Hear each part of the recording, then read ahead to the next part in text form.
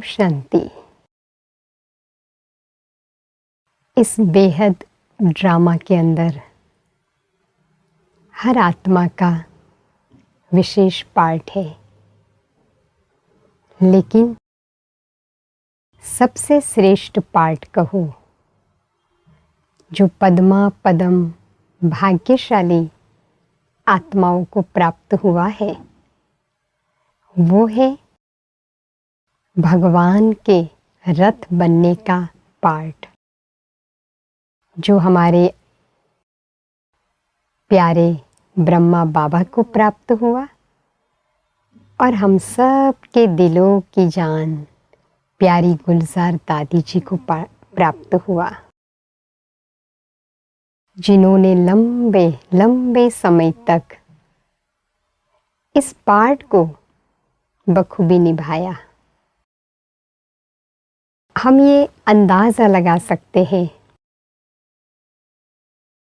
कि विश्व का पिता सर्वशक्तिमान भगवान जिस रथ, जिस साधन को अपनाए, वो साधन कोई साधारण तो हो ही नहीं सकता है।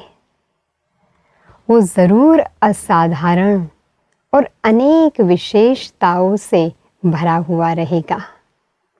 हाँ जी, हम सब जानते हैं हमारे प्यारे यज्ञ पिता ब्रह्मा बाबा, जिनके दिव्य कर्तव्यों को आज भी हम याद करते हैं, जिसके लिए स्वयं भगवान ने अव्यक्त मुरलियों में कई सारी विशेषताओं की गाथाएं बताई है। उसी प्रकार दूसरा भगवान का रथ छोटा नंदी, वो भी कोई कम विशेषताओं वाला नहीं रहा है। दादी जी को हम सब ने सालों साल इन आंखों से देखा है, और आज भी दादी जी की वो दिव्य सूरत, मूरत हम ब्राह्मणों के आंखों से दूर नहीं जा सकती है, ठीक है ना। दादी जी के नैन और चेहरा जो शिव बाबा के अवतरण के समय तो हम सब को लुभाने वाला रहता था, लेकिन बाबा की अनुपस्थिति में भी दादी के चेहरे को जब जब हमने देखा, उसमें बस एक ही परमात्मा की दिव्य मूर्त हमें दिखाई दे रही थी। इसका कारण क्या था? दादी जी की स्वयं की अटूट तपस्या और दादी जी के दिव्य गुणों का वो प्रभाव था। सब ने दादी जी के जीवन में अनेक गुण और विशेषताएं देखी है। हमें भी दादी जी के करीब रहने का परम सौभाग्य मिला। वैसे तो दादी जी से मिला करते थे, लेकिन सबसे बड़ा सौभाग्य ये हमें मिला, दादी जी की अंतिम संपूर्णता की सफर में हमें साक्षी बनकर एक देखने का अवसर मिला। दादी जी गामदेवी सेंटर पर 3.5 साल थी लास्ट के, और यही स्थान पर दादी जी ने अपने जीवन की इस यात्रा को संपूर्ण बनकर के आगे बढ़ाया। जब भी दादी जी को देखा करते थे, बहुत अच्छा लगता था। हम सब ब्राह्मणों को गुलजार दादी जी को मिलने का जब जब मौका मिलता था, तो सबको कितना अच्छा लगता था ना। जी, दादी जी की अंतर्मुखता का वो प्रभाव था। हमने तो जब भी दादी जी को देखा, वही शांत मूर्त में देखा। बहुत ही दिव्य भाषी, अल्पभाषी दादी जी रही, और जो भी शब्द दादी जी के मुख से निकलते थे, वो हमें तो बाबा के समान महावाक्य ही लगते थे। तो इससे हमने एक बात नोट की कि दादी जी ने कभी भी स्वयं को साधारणता में नहीं आने दिया। जब भी दादी जी से कोई खेल खेलते थे, जब भी कोई पिकनिक होती थी, कोई भी परिस्थिति होती थी, लेकिन दादी जी हमेशा बाबा के साथ ही रहा करती थी और हर बात में दादी जी बाबा को याद दिलाती थी।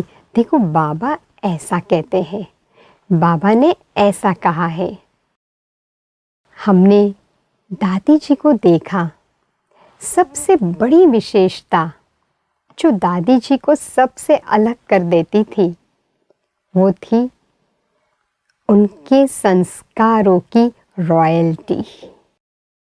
जैसे बाबा नहीं कहते, बच्चे आप तो शाहजादा शाहजादियां बनने वाले हो, तो शाहजादी के संस्कार और रॉयल्टी क्या होती है? देवी देवताएं किस रॉयल्टी से बात करेंगे, किस रॉयल्टी से चलेंगे, किस रॉयल्टी से भोजन करेंगे, ये सारे झांकी दादी जी के कर्मों में हमने पाई।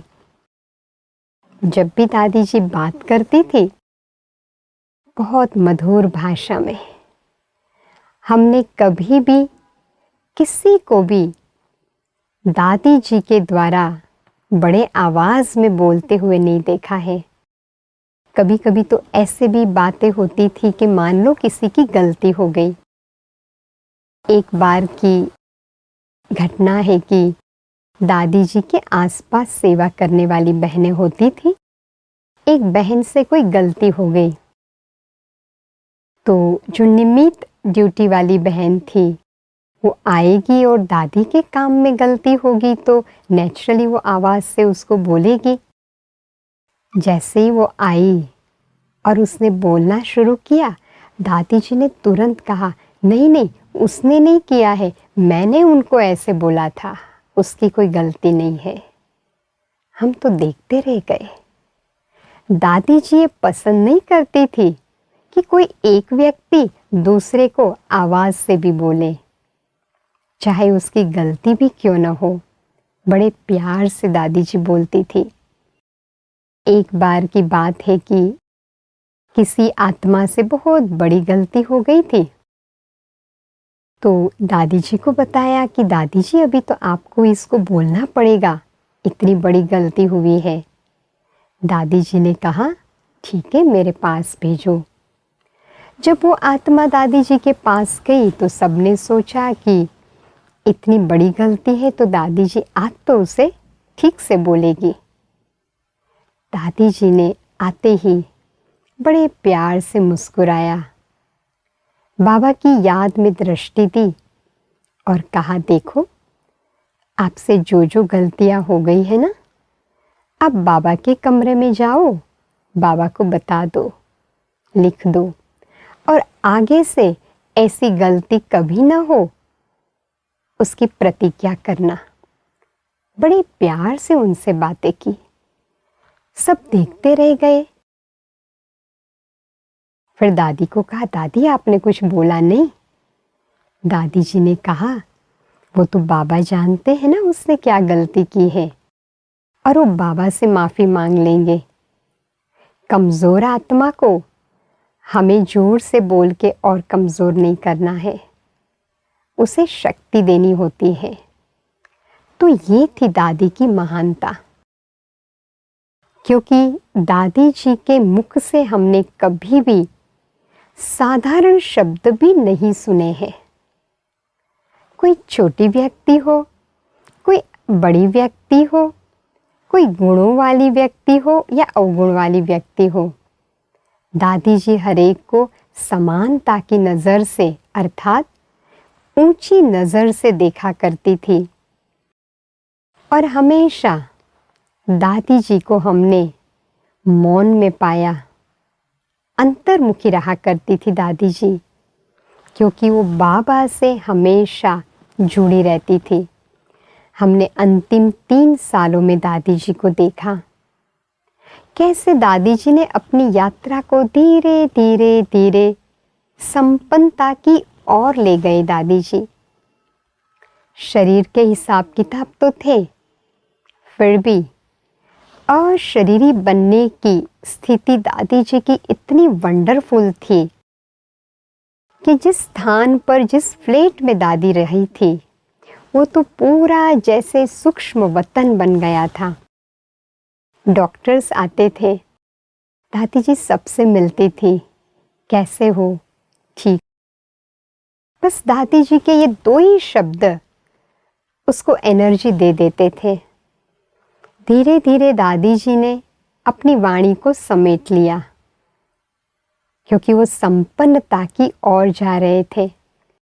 देखो, हम में से कई भाई बहनों के मन में ये बात थी कि ब्रह्मा बाबा संपन्न बन गए, कैसा पुरुषार्थ किया, हम तो देख नहीं पाए।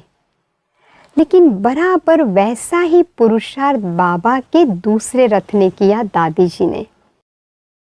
और सारे ब्राह्मण परिवार के सामने एक आदर्श प्रत्यक्ष कर दिया कि ऐसे संपन्नता को पाना है। पहले तो आप बाबा का रथ बन के सबको प्रेरणा दी, और अंतिम समय में हमने देखा कि बाबा के सारे महावाक्यों को प्रैक्टिकल जीवन में ला करके याद की संपन्न स्थिति क्या होती है वो दादी ने करके बताई। अपनी कर्मेंद्रियों की विजयी राजा बन गई थी दादी। कोई असर नहीं थी। शरीर के कष्ट की स्वादेंद्रिय जीत बन गए थे दादी। और वाणी को विराम देकर संपूर्ण अंतर्मुक्ता की गुफा में दादी रहती थी। ये स्थान जहां दादी जी रहती थी, अंतिम समय में तो देखो प्रकृति ने सहयोग दिया, लॉकडाउन हो गया ताकि कोई मिलने ना आ सके। दादी जी एकांत में रहा करती थी। जब भी देखते थे तो ऐसे लगता था कि यहाँ नहीं है दादी जी, वतन में बेहद सेवा में उपस्थित है। जब जब दादी को बुलाते थे, दादी देखती थी, प्यार से दृष्टि देती थी। और फिर तो दादी जी के सारे डॉक्टर्स भी दादी जी की दृष्टि से ही सब कुछ समझ जाते थे। ये बड़ा वंडर था कि दादी क्या कहना चाहती है। नैनो की भाषा से दादी जी अज्ञानी डॉक्टरों से भी बात करती थी और डॉक्टर समझ जाते थे। और फिर दादी ने अपनाई संकल्पों की भाषा। आते ही दादी के संकल्प और वाइब्रेशन से सबको सारे मैसेज मिल जाते थे। लेकिन हमेशा हमने दादी जी के चेहरे पे रूहानी मुस्कान देखी। कष्ट का तो कोई नाम निशान नहीं था। भले शरीर में ढेरों ट्रीटमेंट चल रही थी, लेकिन हम वंडर खाते थे, डॉक्टर्स वंडर खाते थे कि दादी जी को तो कोई असर नहीं है, ये तो भगवान का जादुई चिराग है। डॉक्टर्स आकर कहते थे ये तो हमारा पावर स्टेशन है। दादी जी ने तो खुद ही अपने शरीर पर कंट्रोल करके रखा है। ये डॉक्टर्स के शब्द थे। दादी जी अपनी मर्जी से अपने शरीर को चलाती है। ये सारी बातें बाहर वालों ने भी अनुभव की। जब भी दादी जी को कहा जाता था, दादी मधुबन चले, सभी आपको याद कर रहे हैं, तो दादी जी मुस्कुराती थी और कहती थी समय आएगा बाबा बताएंगे, अभी नहीं। अब हमें ये महसूस होता था क्यों दादी जी 3 साल एक ही स्थान पर रही। बाबा का पहला रथ ब्रह्मा बाबा भी अपने अंतिम संपन्नता के काल में 3 साल कहीं बाहर नहीं गए। दादी जी भी कहीं नहीं गई, बस एक ही स्थान पर तपस्या करते करते बाप समान संपूर्ण फरिश्तेपन की स्थिति को प्राप्त कर लिया। सारा दिन ऐसे लगता था दादी जी बाबा के साथ है। अंतिम दिनों में तो इतनी पावरफुल दृष्टि हमें लगती थी, महसूस होता था कि बाबा को दादी ने पूरा समय पकड़ के रखा है। रात को भी देखते थे, दादी भले बिस्तर में होते थे लेकिन आंखें खुली होती थी, बाबा की याद में मगन रहते थे। कई सारे इशारे दादी जी ने अपने ये संपन्न साधना काल में दिए कि हमेशा बाबा बाबा करते रहो, बस आना और जाना यही पुरुषार्थ करो। अब साक्षी बनना है, अब तो बस परिवर्तन ही परिवर्तन है, संपन्न बनना है। ये सारे दादी जी के अंतिम संदेश थे। और हमने देखा कि दादी जी ने जिस स्थान पर रह के तप किया, हम सब ने उस समय तो पावरफुल वाइब्रेशंस अनुभव किए। कितने डॉक्टर्स, कितनी सेवा, बेहद की सेवाएं हुई है। और ऐसे संपन्न फरिश्ता बनकर दादी जी ने शिवरात्रि के दिन पर अपनी अव्यक्त स्थिति को प्राप्त कर लिया। ऐसे ही लग रहा था कि हम तो भगवान के साथ रह रहे हैं। और आज भी जिस स्थान पर दादी जी रहा करती थी, पुरुषार्थ किया, ये जैसे एक तपस्या कुंड बन गया है। ऐसे वाइब्रेशंस लग रहे हैं कि दादी जी हमारे साथ साथ है। तो हमें यही महसूस हुआ कि बाबा के इस रथ ने 3.5 साल हम सब बच्चों को संपन्न बनाने के लिए एक एग्जाम्पल, प्रैक्टिकल हम सबके सामने रख दिया। और आज भी दादी जी फरिश्ता बनकर वतन में बाबा के साथ रहते हुए हम सब बच्चों में बल भर रहे हैं। ऐसी प्यारी दादी जी तब भी हमारे साथ थी और अब तो लग रहा है कि अब तो ज़्यादा ही हमारे साथ है। बस याद किया और फरिश्ता दादी आ जाती है। ऐसी महान आत्मा को हम सब के दिल की लाख लाख दुआएं हैं।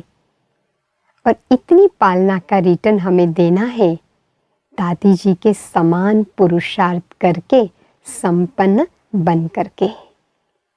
ओम शांति।